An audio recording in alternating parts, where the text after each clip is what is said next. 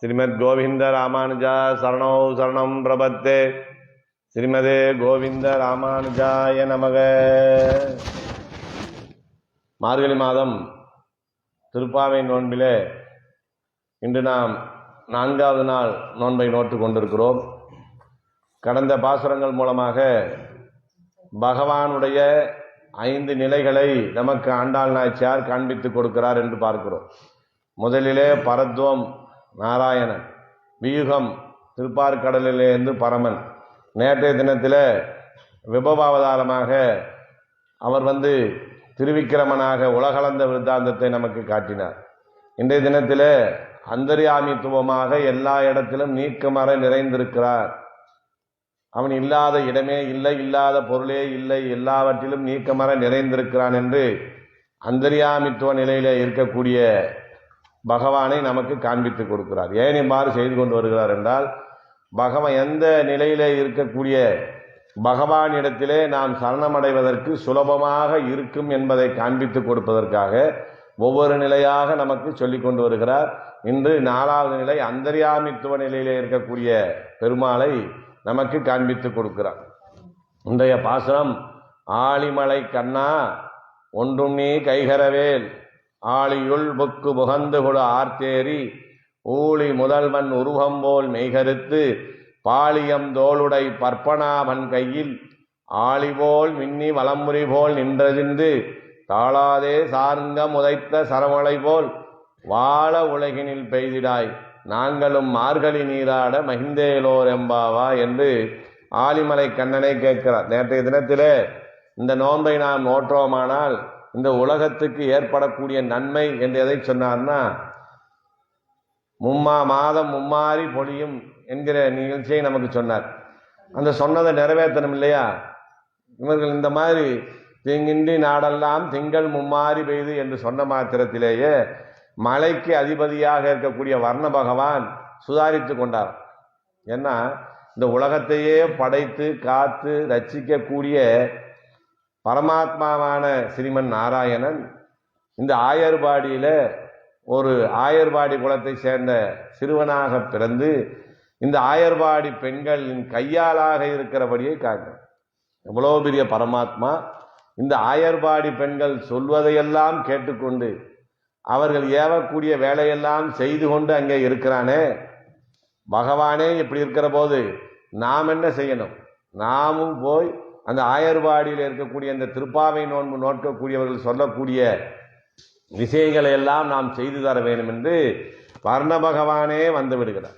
ஏன்னா இந்த அடியவர்கள் சொல்லக்கூடிய இந்த காரியத்தை செய்து கொடுத்தால் நமக்கான நன்மையும் கிடைக்கும் என்கிற ஒரு எண்ணத்தோடு என்ன செய்கிறான் வர்ண பகவான் இவர்களும் கேட்கிறான். என்ன கேட்கிறான்? நான் உங்களுக்கு செய்ய வேண்டிய காரியம் என்ன என்று கேட்கிறான். எவ்வளவு பெரிய ஒரு தேவனாக இருக்கக்கூடிய வர்ண பகவான் நம்மை போன்ற சாமானியர்களாக இருக்கக்கூடிய இந்த ஆயர்பாடி பெண்கள் பகவானுக்கு அடியவர்கள் என்கிற ஒரு தகுதியோடு இருக்கக்கூடிய இவரிடத்திலே நான் என்ன செய்ய வேண்டும் என்று கேட்கிறானே, இது சாத்தியப்படுமா என்று கேட்கிறார். உயர்ந்த நிலையில பகவானிடத்திலே பக்தி கொண்டு அவனுடைய அடியவர்களாக இருக்கக்கூடியவர்களிடத்திலே எல்லா தேவராந்தரங்களும் எல்லா கடவுள்களுமே எல்லா சுவாமிகளுமே என்ன செய்வான்னா, பாகவதர்கள் என்ன சொல்லுகிறார்களோ அதை கேட்டு செயல்படுத்தக்கூடிய இடத்திலே தான் அவர்கள் இருப்பார்கள். அந்த தேவதாந்தரங்கள் எல்லாம் கௌரவ புத்தியோடு நடந்து கொள்ளும். பகவானே பரமாத்மா என்று தெரிந்து கொண்டு எந்த ஒரு ஆத்மா பூர்ணமாக சரணமடைந்திருக்கிறதோ அந்த ஆத்மாவிடத்திலே மற்ற தேவதாந்தரங்கள் எல்லாம் காணிக்கை செலுத்துகிறதா.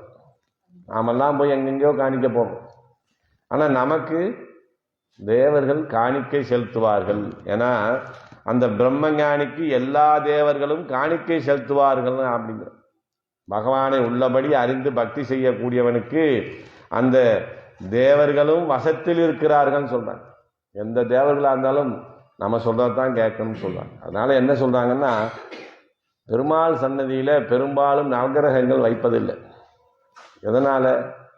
அவர்களுக்கு நம்மிடத்திலே வேலை இல்லை. ஒரு சில கோயில்களில் மதுரை கூடலழகர் பெருமாள் சன்னதியிலையும் நமது வரதராஜ பெருமாள் சன்னதியிலும் போன்ற சில இடங்களில தான் அந்த நவகிரக பிரதிஷ்டை இருக்கும். ஏன்னா அவங்களுக்கு நம்மக்கிட்ட வேலை இல்லை. ஏன்னா அவர்களிடம் கேட்டு பெற வேண்டிய விஷயம் நமக்கு ஒன்றும் இல்லை. அவர்கள் தான் நமக்கு ஏதாவது கைங்கரியம் செய்ய வேண்டிய நிலையிலே இருக்கிறது அப்படின்னு சொன்னாங்க. இது எப்படி சொல்றாங்கன்னா, இந்த உலகத்திலே ஆயுள் காலம் முடிந்த பிறகு அவர்களுடைய உயிர்களை எல்லாம் கவர்ந்து வரக்கூடிய வேலை யாருக்கு ஒப்படைச்சாருன்னா யமன் இடத்துல ஒப்படைச்சார். அந்த யமன் என்ன செய்வாராம், இந்த தினத்தில் காலையில் அவங்க அந்த யம தூதர்கள்லாம் அவங்க காரியம் என்ன, இன்றைக்கு ஆயுள் முடியக்கூடிய உயிர்களை கவர்ந்து வரக்கூடியது. அப்படி போகிற போது அவர்களை மெல்ல கூப்பிடுவாராம். இங்கே வாங்கன்னு சத்தமாக கூட கூப்பிடாம அந்த யம தூதர்களை யமன் என்ன செய்வாராம், கஞ்சாடை கூப்பிடுவாராம், இங்கே வாங்க ஒரு விஷயம் இருக்குது அப்படிங்கிற மாதிரி. இவர்கள் என்ன, நம்ம தலைவர் இன்னைக்கு நம்மளை கஞ்சாடையிலே கூப்பிட்றாரு, ஏதோ ரகசியம் இருக்குது போல இருக்குன்னு பக்கத்தில் போய் இப்படி கை பொத்தி வாய் பொத்தி நிற்பாங்களாம். அப்போ அவர் காதில் சொல்லுவாராம், என்ன சொல்லுவாராம், பகவானை சரணமடைந்தவர்களை அணுகாதே, நான் மற்ற மனிதர்களுக்கே பிரபு, வைணவர்களுக்கு அல்ல அப்படின்னு காதில் மெல்ல சொல்லிவிடுவார். இந்த ராமன் வச்சுக்கிட்டு பாகவதராக இருக்காங்களே அவங்கக்கிட்ட நீங்கள் போயிடாதீங்க, உங்களுக்கு அங்கே வேலை இல்லை. ஏன்னா அவங்களுக்கு பரமபதத்திலிருந்து ஆள் கூட்டு போவாங்க, அந்த துறை நம்மளை சேர்ந்ததல்ல என்று சொல்லுவாராம். இதைத்தான் பாசுரத்தில் திருமலை சிவபிரான் சொல்றாரு, திறம்பேன் மின் கண்டீர் திருவடி தன் நாமம் மறந்தும் புறந்தொழா மாந்தர்.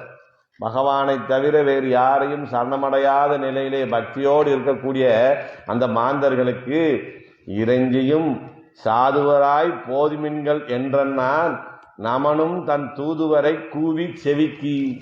மெதுவாக கூப்பிட்டு செவியில் சொன்னாரா, ரகசியமாக சத்தம் போட்டு சொன்னால் கூட என்னுடைய பதவிக்கு ஆபத்து வந்துடும், உங்களுக்கு ஆபத்து வந்துடும். அதனால திருமண் வச்சவங்க கிட்ட உங்களுக்கு வேலையே இல்லை, அந்த பக்கம் போயிடாதீங்க அப்படின்னு சொல்றார். ஏன் அப்படி சொல்றான்னா, அந்த யமன் என்ன சொல்றாரா, நான் பகவானை கூட ஒரு தடவை தான் கும்பிடுவேன், பெருமாளை ஒரு தடவை கும்பிட்டுட்டு விட்டுருவாராம். இன்னைக்கு ஒரு தடவை வணக்கம் போட்டாங்க போதும்னு சொல்லுவாராம். ஆனால் பாகவதர்களை கண்டா பார்க்குறப்பெல்லாம் கும்பிட்டுக்கிட்டே இருப்பான். ஏன்னா அவங்க பகவானுக்கே அடியவர்களாக இருப்பதனாலே அவர்களை நான் இடவிடாமல் நமஸ்காரம் செய்வேன் என்று சொல்றார். அவ்வளவு பெருமை வாய்ந்தவர்கள் இந்த அடியார்கள் என்று சொல்லுகிறார்கள். அதனால்தான் சொல்றார், நவலிட்டு உளிதருகின்றோம் நமன் தமல் தலைகள் மீதே. தொண்டடிப்படியாளர் சொல்றார், யார் மேலே நம்ம தலையை வைக்கிறோம், பகவானே நீ எங்கள் தலை மேலே திருவடியை வைன்னு கேட்குறோம். ஆனால் நம்ம என்ன செய்கிறோம், அந்த நமன் தமர்கள் மேலையெல்லாம் திருவடியை நம்ம வைக்கிறோம்னு சொல்கிறோம். இன்றைக்கும் ஸ்ரீரங்கத்தில் அந்த ஆரியப்பட்டால் வாசலில் இன்றைக்கி அதெல்லாம் பலகையை போட்டு அடைச்சிட்டாங்க. கட மண்டபத்திற்கு முன்னாலே நம்ம அந்த சன்னதிக்குள்ளே நுழையிற இடத்துல பார்த்தோம்னா முந்தியெல்லாம் அதில் தகுடு போடாமல் இருந்தாங்க. அந்த நிலைப்படியில் அந்த வாசல் படியில் பார்த்தோம்னா நவகிரகங்களுடைய சிலைகள் அங்கே வடிக்கப்பட்டிருக்கும். அதுக்கு என்ன காரணம், பகவானை தரிசிக்க வரவர்களுடைய திருவடி தங்கள் தலையிலே பட வேண்டும் என்று அவர்கள் அங்கேயே இருக்கிறார்கள். அப்படிப்பட்ட நிலையத்தான் இங்கே நமக்கு அவர் சொல்றார். ஏன் அப்படி சொல்றாருன்னா, பகவான் தன்னை அடைந்தவர்கள் என்ன சொல்றாருன்னா, அவன் தமர் எவ்வினையராகிலும், யாரு பகவானை அடைந்தவர்கள் எந்த வினையை செய்தவராக இருந்தாலும் எங்கோன் அவன் தமரே, எனக்கு தலைவருக்கு அவள் தான் என்று சொல்லுகிறானா யமன். அதான் சொல்றாரு, அவன் தமர் எவ்வினையராகிலும் எங்கோன் அவன் தமரே என்று ஒளிவதல்லால் நமன் தமரால் ஆராயப்பட்டறியார் கண்டி. இந்த நமனுக்கு யமனுக்கும் அங்கே போய் ஒரு வேலையும் இல்லை. திருமணம் வச்சிருக்காங்களா, அஜாமிலன் கதை மாதிரி. அஜாமிலன் பெருமாள் நாமத்தை சொல்லவே இல்லை. ஆனால் தெரிஞ்சோ தெரியாமலோ பிள்ளைக்கு நாராயணன் பேர் வச்சிருந்தார். அவருக்கு ஆத்மா பிரிய போகுது. யமதூதர்கள் நிற்கிறாங்க, பாசக்கயிறை வீச போகிறாங்க. அந்த உருவத்தை பார்த்து பயந்து தன் மகனை கூப்பிட்டாரு, நாராயணா அப்படின்னு கூப்பிட்டார். பார்த்தாங்க யமதூதர்கள்லாம், இனி நமக்கு இங்கே வேலை இல்லை, இவர் பெருமாள் பக்தர், இவருக்கு பரமபத்திலிருந்து ஆள் வருவாங்கன்னு போயிட்டாங்க. அதனால் அவர் வைணவர்கள் யாராக இருந்தாலும் சரி, எந்த குலத்தை சேர்ந்தவராக இருந்தாலும் அவர்களை பற்றிய ஆராய்ச்சி எனக்கு இல்லை என்று சொல்கிறார். அப்போ மற்ற தேவதாந்தரங்கள் மற்ற தெய்வங்கள் எல்லாம் என்ன செய்யும்னா, பாகவதர்களை கண்டால் வணங்கும். அதுதான் அந்த அடியவர்களுக்கு சிறப்பு. அதனால்தான் வர்ண பகவான் கேட்கிறார், நான் என்ன செய்யணும்.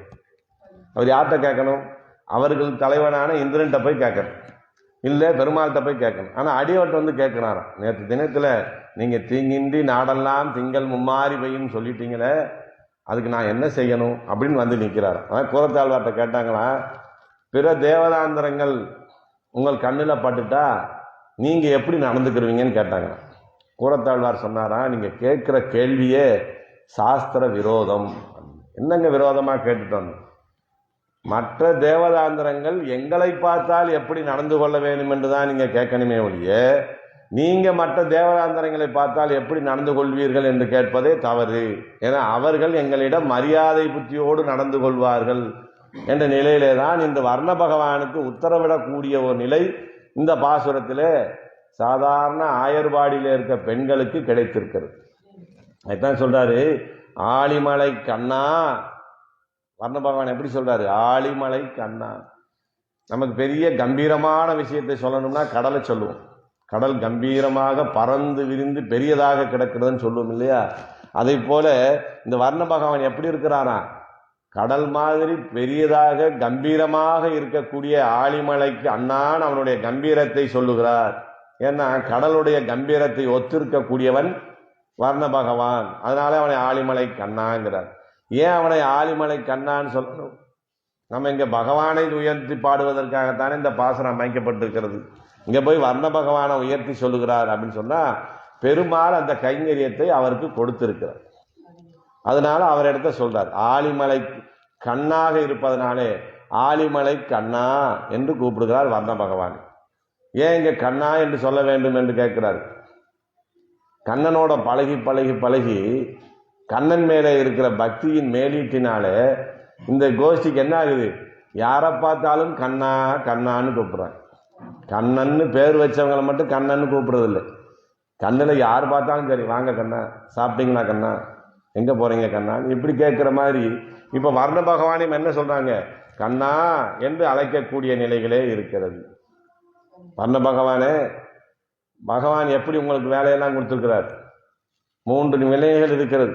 ஒன்று படைப்பு, இன்னொன்று காப்பு, இன்னொன்று அழித்தல் என்கிற 3 நிலை இருக்கிறது.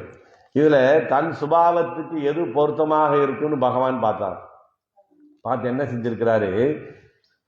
படைக்கிற தொழில் கொஞ்சம் சாதாரணம், அதை கொண்டு போய் பிரம்மாட்ட கொடுத்துட்டார். அழிக்கிற தொழில் அதை விட கொஞ்சம் சாதாரணம், எனக்கு தயார் பண்றதுக்காக கொஞ்சம் சிரமப்படணும்.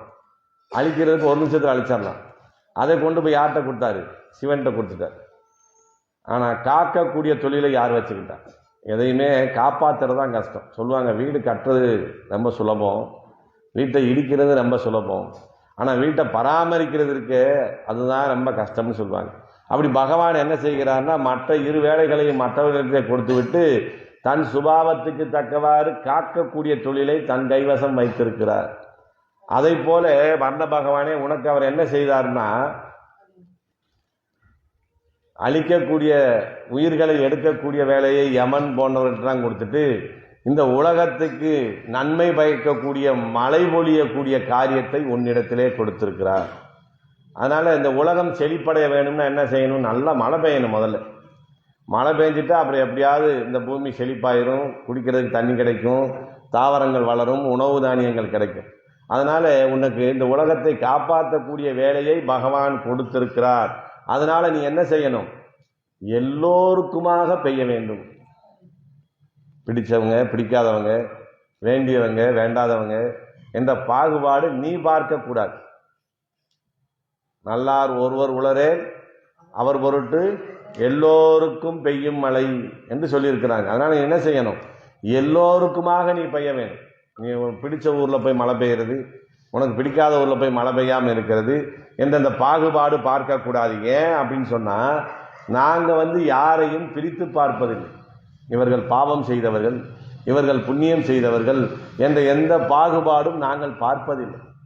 அதனால நீ என்ன செய்யணும்? அதே மாதிரி எந்த பாகுபாடும் பார்க்காமல் நீ மழை பெய்ய வேண்டும் என்று வர்ண பகவானுக்கு யோசனை சொல்லுகிறாங்க. அவன் என்ன செய்யணும்னு கேட்டு வந்ததுக்கு இவ்வளவு புத்திமதி சொல்றாங்க. யார் சொன்ன மாதிரி? சீதா பிராட்டியை காப்பாற்றி யுத்தம் முடிஞ்ச பிறகு கூப்பிட்டு வரும்போது ஆஞ்சநேயர் கேட்கிறார், அம்மா அந்த சுற்றி இருந்த ராட்சசிகள்லாம் உங்களை அந்த 10 மாசம் படாத பாடு படுத்தினாங்களே, கொஞ்ச நேரம் எனக்கு நேரம் கொடுங்க, இவங்களை நான் சில தொந்தரவு பண்ணிட்டு வரேன், இவங்களை நான் கொடுமைப்படுத்துறேன்னு கேட்டார். அப்ப என்ன சொன்னார் சீதா பிராட்டி? அவர்களை எந்த தொந்தரவும் செய்யக்கூடாது. ஏன்னா அவங்களா செய்யலை. அவர்களுக்கு தலைவனாக இருந்த ராவணன் சொன்னதுனாலே சில இடையூறை எனக்கு செய்தார்கள். அதனால் அவங்களுக்கு நீ இடையூறு செய்யக்கூடாது என்று எப்படி ஆஞ்சநேயருக்கு சீதா பிராட்டி புத்திமதி சொன்னார்களோ அதை போல இந்த வர்ண பகவானுக்கு இந்த ஆயர்பாடியில் இருக்கக்கூடிய இந்த மார்கழி நோம்பு நோக்கக்கூடிய இந்த குழந்தைகள் புத்திமதி சொல்லுகிறது. இந்த மாதிரி தான் நீ பேக வேண்டும் அப்படின்னு சொல்றார். அதற்கு மேலே ஒன்று நீ கைகரவே அப்படின்னா நீ பெரிய வள்ளல் அப்படின்னு சொல்றாங்க. அதனால நீ என்ன செய்யணும், அந்த வள்ளல் தன்மையோடு நடந்து கொண்டு நீ ஒன்றும் கையிலே மறைக்காத அளவிலே இந்த உலகத்துக்கு தேவையான மலைகளை முழுமையாக நீ பெய்ய வேண்டும். ஆள் பார்த்து நேரம் பார்த்து இடம் பார்த்து நீ நன்மை செய்யக்கூடாது. இந்த உலகம் செழிக்க வேண்டும் என்றால் மழை பெய்ய வேண்டும். அதுல என்ன செய்யணும், வஞ்சனை இல்லாம பெஞ்சணும், பெஞ்ச மாதிரி இல்லாம பெய்யாத மாதிரி இல்லாம அந்த மாதிரி இருக்கக்கூடாது. ஏன் அப்படி சொல்றாங்கன்னா, நீ பெருமாளோடைய தொடர்புடையவன், பகவான் இடத்துல தொடர்புடையவன். அவர் என்ன சொல்றாரோ அதுதானே கேட்பேன். பகவான் என்ன செய்வார்னா, ஒரு ஆத்மா வருதுன்னா அதை விசாரணை பண்ணிக்கிட்டே இருப்பார். வா, நீ என்னென்ன பாவம் பண்ணியிருக்கிற, என்னென்ன புண்ணியம் பண்ணியிருக்கிற, நீ எங்க பாகவதற்கு உதவி செஞ்சிருக்கிற, இப்படின்னு ஒரு கேள்வி கேட்டுக்கிட்டே அந்த ஆத்மாவை ரட்சிப்பதற்கு ஏதாவது ஒரு காரணம் காட்டிக்கிட்டே இருப்பார். அதனால ஆழ்வார் சொன்னாரு, நெறிகாட்டி நீக்கிறியோ, ஏதாவது வரமுறையை கையில பிடிச்சு நான் உன்னை வந்து அடைஞ்சாலும் கூட போப்போ இன்னும் 4 ஜென்மம் இருக்கு, போயிட்டு வா, நீ இன்னும் செஞ்ச பாவம் தீரலன்னு நீ அனுப்பிச்சிடுவார். அது மாதிரி நீ பகவான் இடத்திலே தொடர்புடையவன் போல நடந்து கொள்ளக்கூடாது. பகவான் என்ன செய்வார்னா, ஒருத்தனை குற்றம் சொல்லணும்னு முடிவு பண்ணிட்டா எப்படியாவது குற்றத்தை கண்டுபிடிச்சு சொல்லுவார், உங்ககிட்ட இந்த தப்பு இருக்கு. அது உண்மையாகவும் இருக்கும், ஏன்னா அவருக்கு தெரியாத விஷயங்கள் கிடையாது. அதை போல நீ செய்யக்கூடாது. பிராட்டி என்ன சொல்லுவாங்க, நம்ம நேரத்தே பார்த்தோம், யார் ஒருவன் சரணாகதி அடைந்து பெருமாள் இடத்துல வந்தாலும் கூட அவனை ரட்சித்தே ஆக வேண்டும் சொல்லுவாங்க. பகவான் சொல்லுவார், அவன் ரொம்ப பாவம் பண்ணவன், இவன்கிட்ட என்ன கர்ம வினைகள் ஒட்டி இருக்கு, பரவாயில்லை, உலகத்துல யாருமே தப்பு செய்யலை, இந்தவனாவது வந்து உங்களை சேர்ந்தானே, அவனை ஏற்றுக்கங்க என்று சொல்லக்கூடியவர்கள் பிராட்டி. அந்த பிராட்டியோடு தொடர்புடையவர்கள் நாங்கள். அதனால எங்கிட்ட என்ன செய்யும், யாரையும் மன்னிக்கக்கூடிய, யார் தவறு செய்தாலும் ஏற்றுக்கொள்ளக்கூடிய, சரி சரி பரவாயில்ல, எப்படியா நீங்க கோஷ்டிக்கு வந்தா போதும் சொல்லக்கூடிய மனோபாவத்திலே இருக்கக்கூடியவர்கள் நாங்கள். அதே நிலையில் தான் நீயும் ரட்சிக்க வேண்டும். ஆள் பார்த்து இடம் பார்த்து உங்க சொந்தக்காரங்கன்னு பார்த்தெல்லாம் நீ ரட்சகம் பண்ணக்கூடாது என்று சொல்லுகிறார். அதனால நீ பாவத்தையே ஒரு புண்ணியமாக கொண்டு அதன் காரணமாகவே நீ மழை பொழிய வேண்டும். அதான் ஒன்றும் நீ கைகரவே அப்படின்னு கேட்க. அப்ப அவர் சொல்றாரு, நீங்க ரொம்ப குழந்தைகளா இருக்கிறீங்க, ஆனா பார்த்தா பெரிய பெரிய விஷயங்கள் எல்லாம் பேசுறீங்க. உங்க வயதுக்கும் நீங்கள் பேசக்கூடிய விஷயத்துக்கும் எந்த விதமான சம்பந்தமும் இல்லை. சரி, இவ்வளவு யோசனை சொல்லிட்டீங்க, உங்களுக்கு நான் எங்கிருந்து நீரை முகர்ந்து கொண்டு வந்து மழையாக பொழிய வேண்டும் அதையும் சொல்லிருங்கன்னு கேட்குறேன். அப்போ அவங்க சொல்றாங்க, நீ எங்க எடுக்கணும், நீ ஒரு ஏதோ நீர்நிலைகள்ல ஒரு சின்ன கண்மாய், சின்ன குளம், இதுல இருந்து நீர் எடுத்தால் எங்களுடைய தாகம் தடங்காது. அப்ப என்ன செய்யணும், சகரன் என்று சொல்லப்படக்கூடியவன் இமயமலைக்கு மேலே சாகரங்கள் அமைத்திருக்கிறானே, அங்க எப்போது வற்றாத ஜலம் இருக்குன்னு சொல்றாங்களே, அங்கிருந்து நான் எடுத்துட்டு வரவான்னு கேட்டார். அதுவும் பத்தாது. அப்ப நான் எங்க எடுக்கணும், கடலிலே போய் நீ நீரை முகர்க்க வேண்டும் அப்படின்னு சொல்லி கேட்கிறாங்க. அது எப்படி எடுக்கணும், மேலாக இருக்க நீ தண்ணி எடுத்து வந்து எங்களுக்கு மழையா பொழிஞ்சிடக்கூடாது, ஆழி உள்புக்கு முகந்து கொடு ஆத்தேரிங்கிறாங்க. கடலுக்குள்ள அடி வரைக்கும் போய் அங்கே இருக்கிற நீரை மொத்தமாக முகர்ந்து கொண்டு வந்து நீ எங்களுக்கு மழையாக பொழிய வேண்டும் என்று கேட்கிறார். அதான் ஆழியுள் புக்கு முகந்து கொடு. அப்படி வரும்போது நீ எப்படி வரணும், ஆர்த்து வரணும். மழை வரப்போகுதுங்கிற அந்த அறிகுறிய காட்டணுமா, முதல்ல கருமேகம் கூடணும், இடி இடிக்கணும், மின்னல் மின்னலும், அந்த மழை வரப்போகுதுங்கிற அந்த எண்ணம் எல்லாருக்கும் தெரியக்கூடிய அளவில் வெளிப்படையாக நீ வந்து பெய்ய வேண்டும். திடீர்னு எப்படியோ வந்த திடீர்னு ஒரு மழை பெஞ்சா கொஞ்ச நேரத்தில் பெஞ்சிட்டு போயிடும். அப்படி ஆர்த்து வர வேண்டும், உற்சாகத்தோடு வந்து இங்கே பெய்ய வேண்டும் அப்படின்னா. சீதா பிராட்டியை தேடி 4 பக்கம் எல்லாரும் போனாங்க. ஆஞ்சநேயர் தான் தென்பக்கம் இலங்கைக்கு போனார். ஆஞ்சநேயரை காணோம். அப்போ இங்க கரையில காத்திருந்த ஜாம்பவான் போன்றவர்களுக்கெல்லாம் ரொம்ப வருத்தம் வந்துடுச்சு. இத்தனை வானரங்கள் எந்த திசைக்கு போயிருந்தாலும் நிச்சயமாக ஆஞ்சநேயர் பார்த்து விட்டு வருவாரோ நம்பிக்கையோடு இருந்தமே, அவரையும் காணமே. அப்ப சீதா பிராட்டியை பார்க்கவே முடியாது போல இருக்கே என்று எல்லோரும் வருத்தப்பட்டு ரொம்ப துக்கத்தோட வருத்தத்தில் உட்கார்ந்துருந்தாங்களாம். அந்த நேரத்தில் ஆஞ்சநேயர் ஆகாய மார்க்கமாக வர்றார். அப்படி அவர் திரும்பி வருவதை பார்க்கிற போதே ஜாம்பவான் போன்றவங்களாம் முடிவு பண்ணிட்டாங்களாம், ஆஞ்சநேயர் திரும்பி வர்றாருன்னா நிச்சயமாக சீதா பிராட்டியை அவர் பார்த்து விட்டார் அப்படின்னு ரொம்ப சந்தோஷமா ஆரவாரமாக ஆடி கொண்டாடினார்களாம். அவர் வந்து இன்னும் சொல்லவே இல்லை, சீதா பிராட்டியை நான் பார்த்து விட்டேன் என்று சொல்லலை. அதுக்கு முதலே அவர்கள் உற்சாகமாக ஆடி பாடி கொண்டாடினார்களாம். அந்த ஆர்வத்தை மாதிரி நீ வந்து எங்களுக்கு இந்த வந்து மழை பெய்யணும், ராமணம் ஊட்டுவாரை போல ஒளிஞ்சு கிழிஞ்சு ஏதோ தெரியாமல் வந்து மழை பெய்யக்கூடாது, அப்படி ஆர்த்து ஒரு கம்பீரமாக நீ வந்து பெற வேண்டும் அப்படின்னு சொல்லி என்ன சொல்றாரு, ஏறி எங்கே இந்த ஆகாசமெல்லாம் நீ கருமேகங்களாக ஏறி இந்த உலகத்துக்கே நன்மை செய்யக்கூடிய மழையாக நீ பெய்ய வேண்டும்.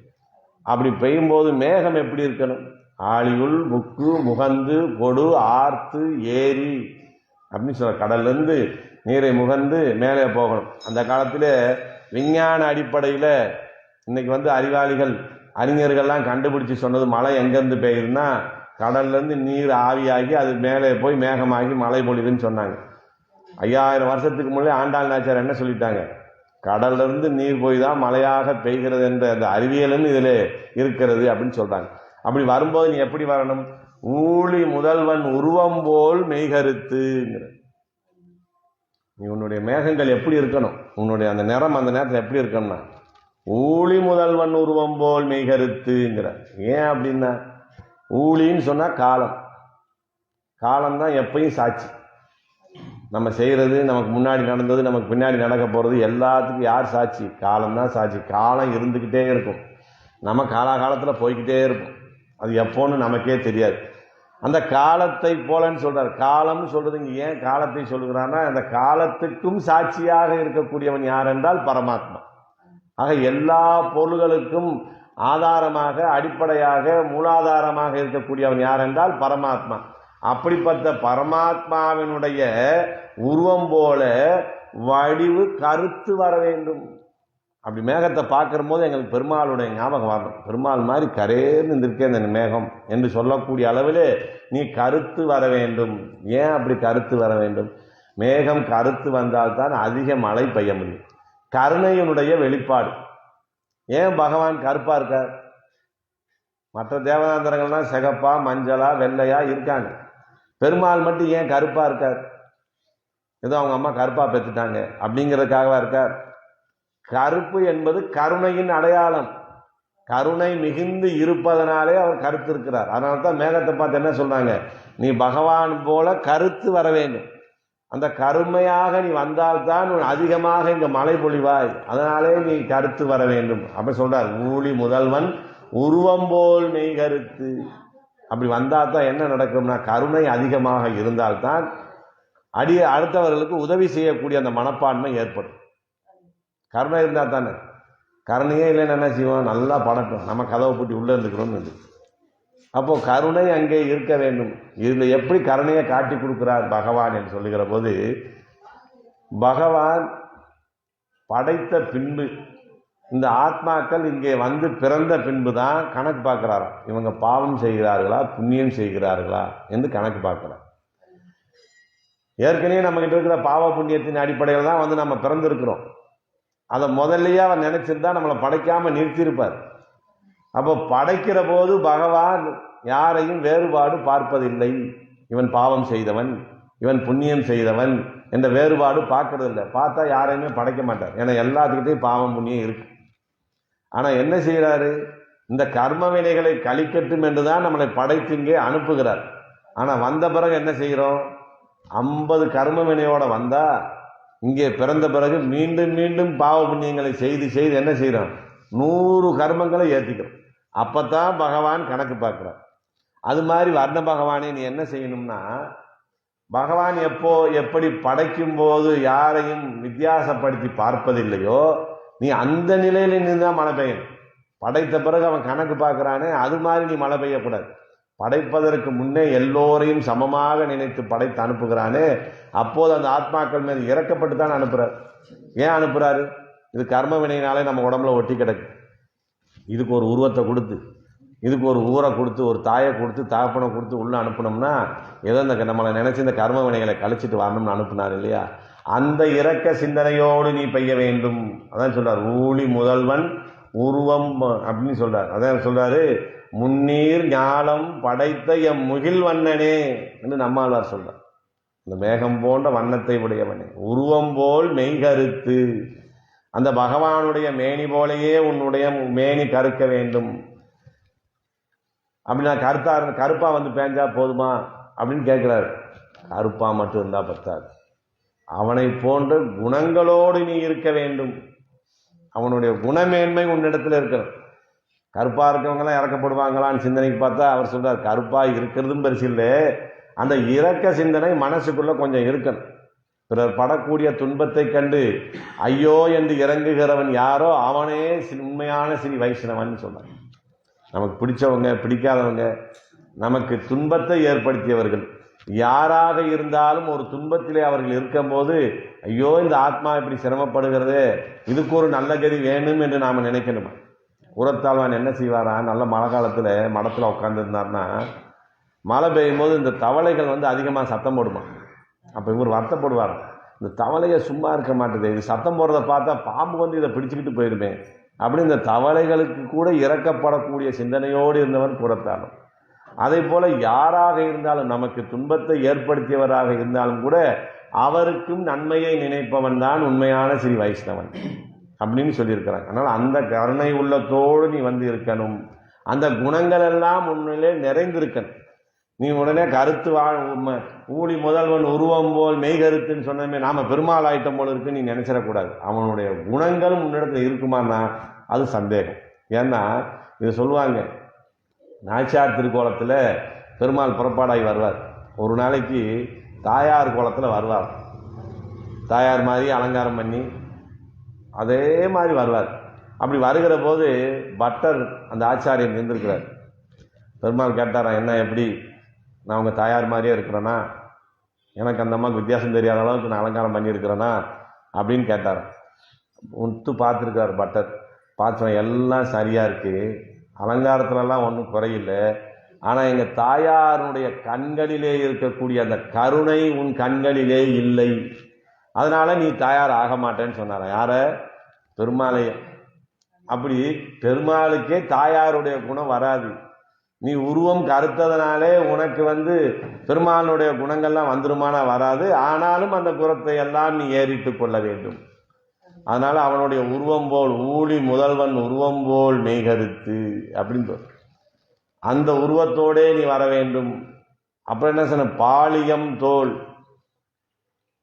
அவனுடைய புஜங்கள் எப்படி இருக்கிறதுனா மிக பலம் பொருந்திய புஜங்கள். அவனுடைய புஜ அழகுல ஈடுபட்டு தான் இந்த உலகமே அவனிடம் சரணாகதியாகும். ஏன்னா இந்த உலகத்தை எல்லாம் காத்து ரசிக்கக்கூடியவன் அவனாகத்தான். 7 வயது பாலகனாக இருக்கிற போது ஆயர்வாடியில இந்திரன் கோபத்திலே 7 நாட்கள் மழை பொழிகிறான், கல்மாறி பொழிகிறான். எவ்வளவு மழை பெய்யக்கூடாது அவ்வளவு மழை பெய்கிறான், ஏன்னா அந்த ஊரையை அழிக்கணும்னு கோபத்தில். அப்ப என்ன பண்ணாரு, அங்கிருந்த கோவர்த்தனகிரியை சாதாரணமாக ஒரு விரலிலே தூக்கி பிடிச்சு கொடையாக நின்று காப்பாற்றினான்.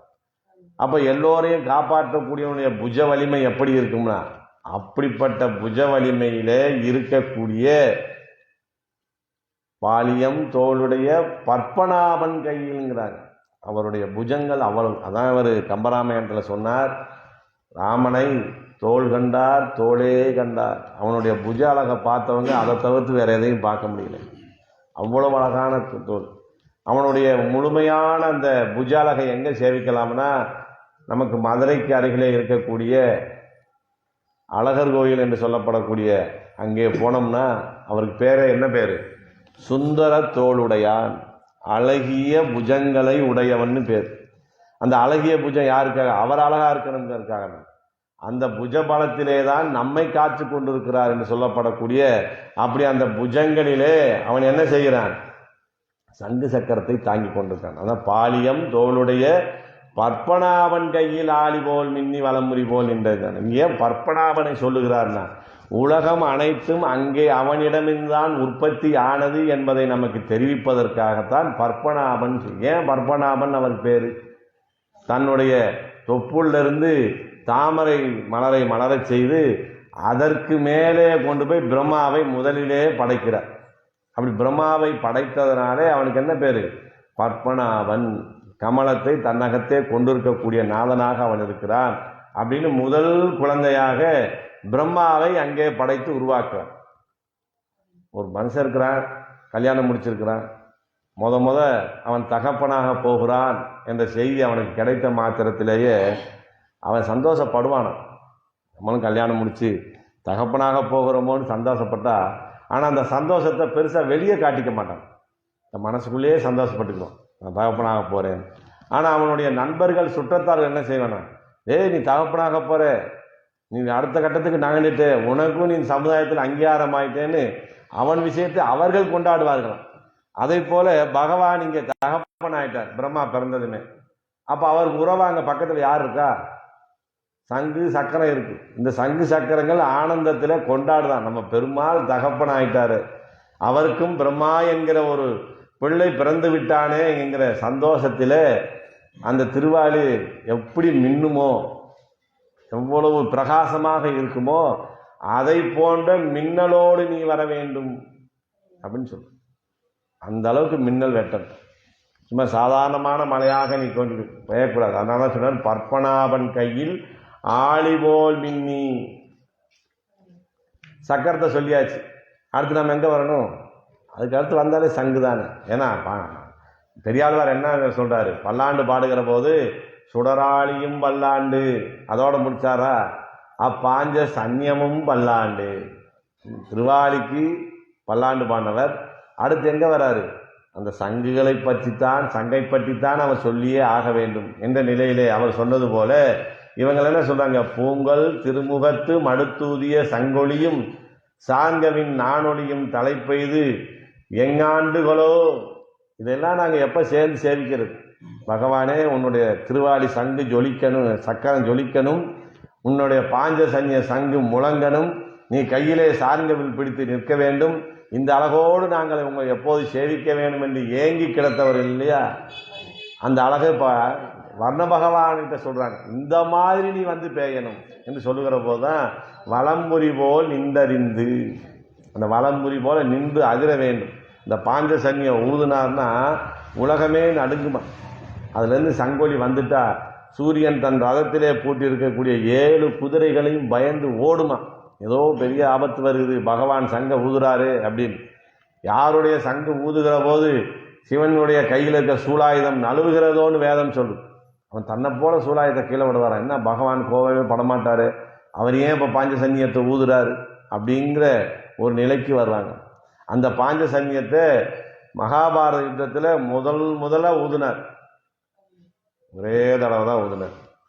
அந்த ஊதுன வேகத்திலேயே கௌரவர் தரப்பில் இருந்தவங்களுக்கு பாதி பேருக்கு மனசு விட்டு போச்சான். இந்த சங்கு சத்தமே இப்படி இருக்கே, இன்னும் இவர் வழி நடத்தக்கூடிய அந்த கௌரவ பாண்டவர்கள் வந்து யுத்தம் பண்ணால் எப்படி இருக்குமோ, நமக்கெல்லாம் உயிர் போகிறது உறுதிதான்னு பாதி மனசு விட்டுட்டாங்க.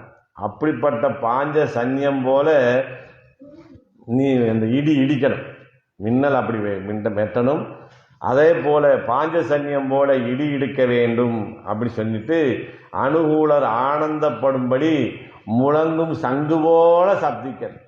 ஆனால் அந்த சங்கோட சப்தம் யாருக்கு அச்சத்தை கொடுக்கும், பகவானுக்கு எதிர்நிலையில இருப்பவர்களுக்கு தான் அச்சத்தை கொடுக்கும். ஆனால் அவனுக்கு வணங்கக்கூடியவர்களுக்கு அந்த சங்கினுடைய நாதம் அமிர்தமாக கேட்கும். பகவான் சங்க ஒலித்தார், இந்த உலகத்தில் இருக்க துன்பங்களை எல்லாம் மீட்கப் போகிறார், நம்ம எல்லாம் காக்கப் போகிறார் என்று அவர்கள் சந்தோஷப்படுவது போல நீ மலையாக வந்து பெற வேண்டும். ஆளி போல் மின்னி வலம்புரி போல் நின்றறிந்து. சரி பெய்கிறேன், நீங்கள் சொன்ன மாதிரியே வர்றேன், கடலுக்குள்ளே போய் ஆழமாக தண்ணி எடுத்து திருவாளி போல மின்னல் மின்னி சங்கு போல இடி இடித்து நான் வர்றேன்னு சொல்லிட்டா எப்போ வருவேன், அதுவும் கண்டிஷன் போடுறாங்க. அப்புறம் இப்புறமெல்லாம் சொல்லக்கூடாது, இப்பயே வரணும், தாளாதே. ஏன்னா ஏற்கனவே இந்த உலகத்தில் மழை இல்லைன்னு தான் இந்த ஆயர்பாடியில் இருக்கிறவர்கள் எங்களை நோன்பு நோக்க செய்திருக்கிறார்கள். அதன் அடிப்படையில் தான் நாங்கள் நோன்பு நோக்குறோம். நோம்பெல்லாம் நோத்து முடித்த பிறகு மழை பெஞ்சான்னா பெய்யாட்டேன்னா அது காலத்துக்கு பெஞ்சிச்சுன்னு சொல்லுவாங்க. இப்பயே நீ பெய்தாக்கணும், அதான் சொன்னாங்க தாளாதே. இங்கே இருக்கக்கூடியவர்களுடைய துன்பமெல்லாம் நீங்கக்கூடிய அளவிலே உடனடியாக நீ மழை பொழிந்தாக வேண்டும். இதெல்லாம் உலகம் வாழக்கூடிய அளவிலே பெய்தாக வேணும், உடனே வரணுமா, அது எப்படி வர முடியும், என்ன அப்படி சொல்ற, கஜேந்திர ஆழ்வான் முதல கிட்ட சிக்கிக்கிட்டார். பகவானுக்காக பூ பறிக்க போன கஜேந்திர ஆழ்வார் என்ன செய்யறாரு, காலை தடாகத்துக்குள்ள வைக்கிற போது உள்ள அந்த முதல காலை பிடிச்சுக்கிச்சு. அப்போ உடனே என்ன செஞ்சது, ஆதி மூலமேன்னு சத்தம் கொடுத்தது. சத்தம் கொடுத்த மாத்திரத்தில் என்ன பண்ணார் பகவான், தலைக்குலைய அரைக்குலைய எது எங்க இருக்குன்னு தெரியாத அளவுக்கு வெளியே வந்தவர் செருப்பை கூட மாட்டாம ஓடுனாராம் வேகம். அது மாதிரி வரணும். போற வேகத்துல என்ன பண்ணாரு, காண்டாழ்வார் தயாரா நிக்கிறாராம். பகவான் ஏதோ வேகமா வராரு, தலைமுடிய கூட சரியா சீவலை, துணியெல்லாம் எங்க இருக்குன்னு தெரியாம ஓடி வர்றாரு, ரொம்ப அவசரம் போல இருக்குன்னு காண்டாழ்வார் ரெக்கையை வச்சு தயாரா நிக்கிறார். நம்ம மேல ஏறுவாரு, இவர் எங்க சொல்றாரு அங்க போலாம்னு. போற வேகத்துல என்ன பண்ணாரா பெருமாள், காண்டாழ்வாரை தூக்கி கக்கத்துல இடிக்கிட்டு ஓடுறாராம். கேட்கிறாரு, என்ன பெருமாளை இன்னும் இறக்கி விடுங்க, ஏன் மேல வாங்க, நான் வேகமா போறேங்க, ஏன் வேகத்துக்கு நீ போக மாட்டேன், இன்னைக்கு அங்க கஜேந்திர ஆழ்வானுக்கு ஆபத்து இருக்கு, உடனடியாக நான் போயாகணும். சரி வேகமா போறீங்க, என்னைய விட்டுட்டு போக வேண்டியதானே, என்னைய வேற ஏன் தூக்கிட்டு போறீங்கன்னு கேட்டாரா. அப்ப சொன்னாரா, கடாழ்வார் இல்லாம நாம இறங்கினா எனக்கு யாருன்னு அவங்களுக்கு அடையாளம் தெரியாது. ஏன்னா கஜேந்திர ஆழ்வான் நாராயணான்னு கூப்பிடல, ஆதி மூலமேன்னு கூப்பிட்டுக்கிறான். அது பொதுவான பேர். யாரு ஆதி மூலம் காட்டணும்னா நாராயணன் தான் ஆதி மூலம் காட்டணும்னா நான் உன்னையும் தூக்கிட்டு போய் அங்க போய் இறக்கி விட்டு உன் மேல ஏறி உட்காந்துக்கிறேன். அப்படி எப்படி கஜேந்திர ஆழ்வானை காப்பாற்றுவதற்காக பெருமாள் வந்தாரோ அதை போல நீ உடனடியாக வர வேண்டும். சரி உடனே வர்றேன். எப்படி பெய்யணும் மழை, நீ எப்படி பெய்யணும், சாரங்கம் உதைத்த சரமலை போல். சாரங்கம் உதைத்த சரமலை போல். சாரங்கம்ன்றது பகவான் கையில இருக்கக்கூடிய வில். ராமாவதாரத்தில் அந்த வில்லுக்கு பெரும்பாலும் வேலை இல்லை, வில்லை கையிலேயே வச்சுக்கிட்டு இருந்தார். ஏன்னா இவர் கோவமே வராது, பெரும்பாலும் எடுக்க மாட்டார், எடுத்தார்னா முடிக்காம விட மாட்டார், அந்த நிலை. அப்ப ராவணன் கூட யுத்தம் பண்ணும்போது அப்பதான் உச்சபட்சமான கோபத்தில் அவர் சண்டை போட்டார். மற்ற நேரத்தில் அவ்வளோ கோபத்தில் சண்டை போடலை. அப்போ கூட அவருக்கு ஏன் கோபம் வந்ததுன்னா, சீதாபிராட்டியை கவர்ந்து சென்றான்னு கோபம் இல்லை, அது காப்பாற்றிடலாம். ஆஞ்சநேயர் மேல அம்பு போடுறான். தன உண்மையான பக்தன் மீது அன்பு போட்டு போட்டு ஆஞ்சநேயருக்கு உடம்பெல்லாம் காயமாகுது. ஏன்னா ஆஞ்சநேயர் என்ன பண்றாருன்னா, ராமனுக்கு தேர் இல்லை, தேருக்கு பதிலாக என்ன செய்யறார், தன் தோளிலே தூக்கி வச்சிருக்கார் ராமரை. அப்ப ராமன் மேல போடுற பானமெல்லாம் ஆஞ்சநேயர் மேல விழுந்து அவருக்கு காயம் ஏற்படுகிறது. அதை பார்த்து பொறுக்க முடியாமல் தான் கடுமையான கோபத்துக்கு போனார். நீ என்னை அடிச்சிருந்தாலும் பரவாயில்ல, என் அடியவனான ஆஞ்சநேயர் மேல அவளை காயப்படுத்திட்டேன்னு கோபத்துல போட்டார். அப்படி எடுத்து அவர் ஒரு அம்பு அதில் வச்சு விட்டா ஒரு அம்பு 10,000 போய் சேர்றான். அப்படி எப்படி இந்த அம்பு சரமலையாக போய் பெய்கிறதோ அதே போல நீ பெய்ய வேண்டும். சாங்கம் உதைத்த சரமலை போல் அந்த மாதிரி பெய்யணும். ராமனுடைய அம்புல இருந்து வில்லிலிருந்து எப்படி அம்புகள் புறப்பட்டு போகுமோ அதை போல நீ பெய்ய வேண்டும் என்று செய்கிறார். அப்ப பெய்யும் போது எப்படி செய்யணும், வாழ பெய்கிறாய். சாங்க முதந்த சரமலை போல் வாழ உலகினில் பெய்திடாய். பெய்யும் போதும் இந்த வர்ற மாதிரி ஒரு ஊரையே அழிக்கிறது, ஒரு மாவட்டத்தையே அழிக்கிறது, ஒரு மாநிலத்தையே அழிக்கிறது, அந்த அளவில் பெய்யக்கூடாது. இந்த உலகத்தில் உள்ளவர்கள் வாழ்வதற்கு அளவான அளவிலே நீ பெய்ய வேண்டும். ஏன்னா இவ்வளவு நாங்கள் சொல்லியிருக்கணும், ஆர்வத்தில் வந்து கொட்டு கொட்டுன்னு கொட்டி விட்டுட்டு போயிட்டேன்னா வீடு வாசல் போயிடும், வெள்ளாமல் போயிடும், எல்லாம் அழிஞ்சு போயிடும். அதனால வாழ உலகினில் பெய்கிறாய். சரி நான் அப்படி பேஞ்சா உங்களுக்கு என்ன, ஊருக்கு தானே நன்மை, என்ன நான் மழை பெய்யுறது இயற்கை தானே, அந்தந்த காலம் தவறாமல் வந்து மழை பெய்வேனே, இதில் உங்களுக்கு என்ன சந்தோஷம் அப்படின்னு கேட்டார். நீ வந்து பெய்தால் நாங்களும் மார்கழி நீராட, இந்த மார்கழி நோம்பை நாங்கள் சந்தோஷத்தோடு நோக்கக்கூடிய ஒரு நிலை ஏற்படும். ஏன்னா நம்மெல்லாம் சாமி கும்பிட்டுக்கிட்டே இருக்கோம், உலகத்தில் மழை இல்லாமல் ரொம்ப கஷ்டமாக இருக்குது, குடிக்க தண்ணி இல்லை, பசுக்களுக்கு உணவு இல்லை, எல்லாம் இருந்தால் நம்ம சாமி கும்பிட்டு என்ன பிரயோஜனம். இங்கே உலகமே காஞ்சி கிடக்கு, இவங்களுக்கு வேற வேலை இல்லாமல் 5 மணிக்கு போயிருந்துட்டு நாராயணா கோவிந்தான்னு கும்பிடுறாங்களே, நம்மளையும் பேசுவாங்கல்ல. அப்போ நம்ம நிம்மதியாக இங்கே பெருமாளை சேவிக்கணும்னா உலகம் செழிப்பாக இருக்கணும். அதை செய்கிறதுக்கு தான் நாங்களும் மகிழ்ந்து நீராட வேண்டும். என்ன மகிழ்ச்சி எங்களுக்கு இப்போ, ஏன் மகிழ்ச்சி, கண்ணனோடு சேர்ந்து இருக்கக்கூடிய ஒரு வாய்ப்பு எங்களுக்கு ஏற்படும். அந்த தடாகங்கள்லாம் நிறைந்து இருக்கும், அந்த தடாகத்தில் நாங்களும் அவனும் சேர்ந்திருந்து நீராடுவோம். அப்படி நீராடுவதனாலே அவனை பிரிந்திருந்த அந்த துன்பம் எங்களை விட்டு போகும். அதனாலே நீ வந்து இங்கே பெய்ய வேண்டும் என்று ஆண்டாள் நாச்சியார் இன்றைய தினத்தில் யாருக்கு, வர்ண பகவானுக்கு உத்தரவிட்டு, ஏன்னா போன பாசத்தில் சொல்லியாச்சு, தீங்கின்றி நாடெல்லாம் திங்கள் மும்மாறி பெய்துன்னு சொல்லியாச்சு. அதை நடைமுறைப்படுத்தணும் இல்லையா, வெறும் பேச்சோட போகக்கூடாது.